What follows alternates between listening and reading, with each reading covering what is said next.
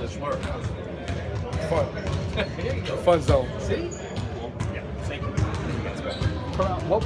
I'm curious to know, what was your impression of Sam Presti, if you even had one, before you actually came to the Thunder? I think my impression of kind of him and just this organization was, he was a very professional guy, very serious guy, a guy who wants to win, a guy who have kind of his morals, what he believes in, sticks with what he believes in. He don't alter from that, and very respectable around the NBA amongst players and front office execs. What was your relationship, or I said, what were your conversations like with Troy leading up to coming here? None. Really? None. I mean, it happened so fast. Everything happened so fast, man. It happened within, I would say, 20 hours, 24 hours, and the decision was made, and we had to move forward from there. So it wasn't like no conversation between me and Troy or me and Sam, and it wasn't none of that. Was the fact that Troy was already here, was that something that you thought about?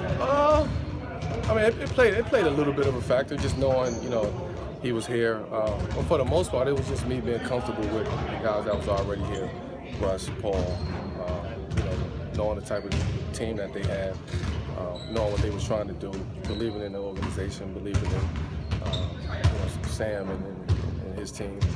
So that made my decision a little bit easier.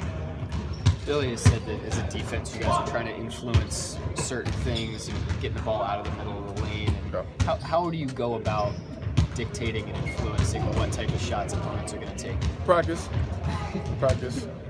drilling it, practicing it every day, making it a major part of our practice, our focus. So when it comes to the game, it's easy. It's muscle memory. It's something that we're used to. It's something that we work on. It's not foreign to us when it comes to real game situations. Are there particular technique things that are really important to that, to getting guys to not take shots in the lane? Yeah, multiple efforts on the defensive end, communication.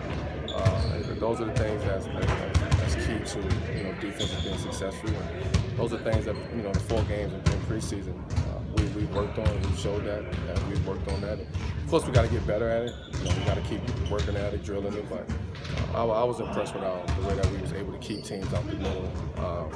Our second effort at times, our rebounding. Those are things that's going to win games. Last season, it was pretty cut and dry what the Thunder's plan was in crunch time, close games, last shot situations. Obviously, with you and Paul now, that kind of changes in how Russell will probably approach it. How do you see those situations? Whoever's open. It's simple. We run a play. Whoever get open, take the shot. It's not like I'm coming in saying I want the last shot, or Russ is saying he wants the last shot, or Paul, or whoever's open, take the shot. We all feel comfortable in those situations, in those moments, so there's no need for kind of any one of us to, kind of demand it at that point. But, it's also going to come down to who's having, probably a better game and feeling more comfortable at that point in time of the game. But we don't know. We don't know what's going to happen until that time comes. Is that the sort of thing that, it's kind of like many things that work in progress? You got to kind of go through some trial and error to see. Yeah, well, we don't know what's going to happen in those situations right now. We haven't been in that situation yet, but I'm pretty sure we'll try to make it as simple as possible. Whoever's open, take the shot, try to make the shot. We all feel comfortable in those situations. We all, have hit, big game shots in crucial times. So it really Paul kind of mentioned this after Denver, but is there something about being an athlete where you appreciate the challenge of this process, where you're getting to know each other and figure things out? Yeah, I think what makes it fun is you have to appreciate it. You have to try to appreciate the challenge that's in front of us. Getting to know one another out there on the court, getting to know people's spots, what they like to do, what they don't like to do.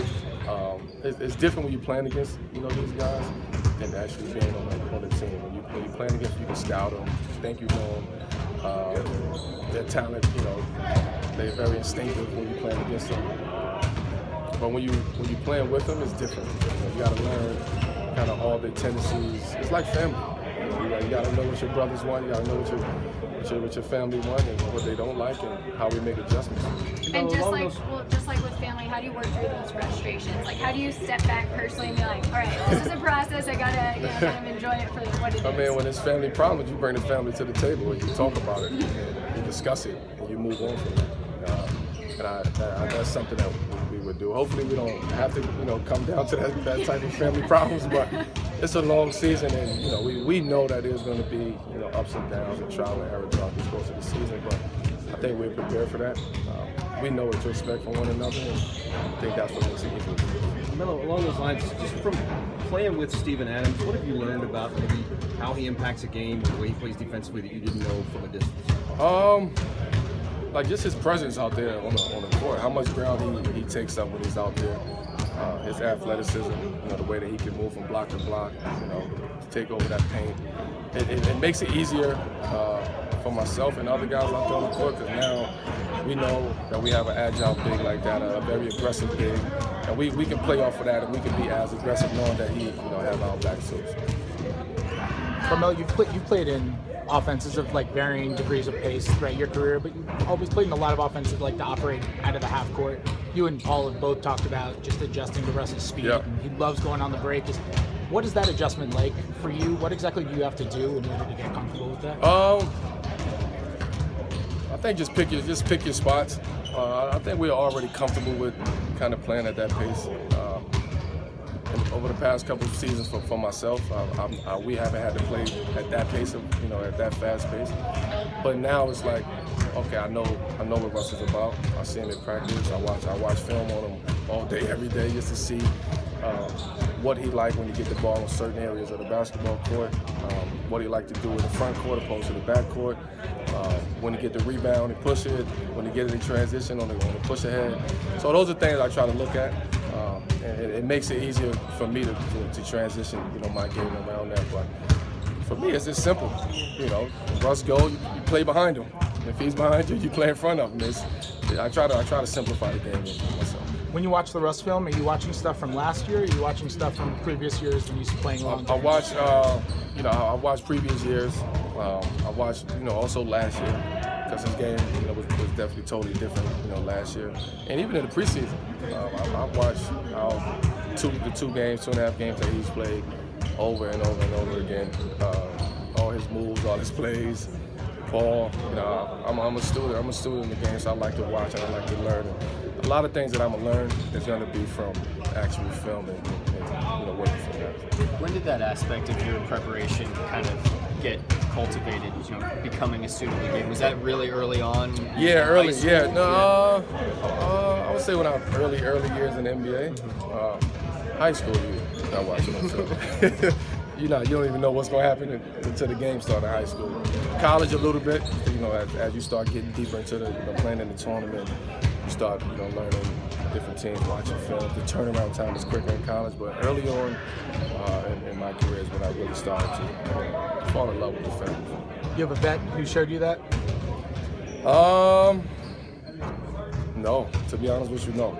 It was just something that I would observe, I would watch, I would see what worked and what didn't work. Either going out there, not watching film, and just going out there trying to figure it out on the fly, or really getting to how to break it down. How defensive was guarding me, the type of shots I was taking, where I like to shoot the ball from. Those are things that I started looking at early, and then it just transcended. Well, when you're a scorer, the level you are, how much of that, you talk about all the things you work on, all the things you study, how much of that stuff you just kind of had to, as a younger growing up? Did you have a knack for scoring always? Yeah, I always had a knack for it. Like, I always had a knack for scoring the ball, man. It's just something that I was always gifted to do, and I still had to work on it to perfect that, but it was something I always was capable of doing. Like when you were like a kid, Yeah, when I was a kid, it kind of came natural. But I think I fell in love with it. Like I love to score the ball. Like that's not, you gotta love it.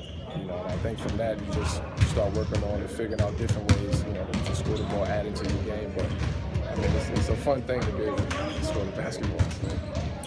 So now on social media, anyone who shows up wearing a hoodie, they get get kind of a hoodie before their name. Does Yeah. that, as the originator, do you kind of get bothered by that? No. You know, you start something and you let other people take it. That's how it is. It's a fun thing, you know. Everybody's doing it now. It's a fun thing. I'm happy to see that. And on to the next thing now. So. Thanks, Carmelo. Thank you.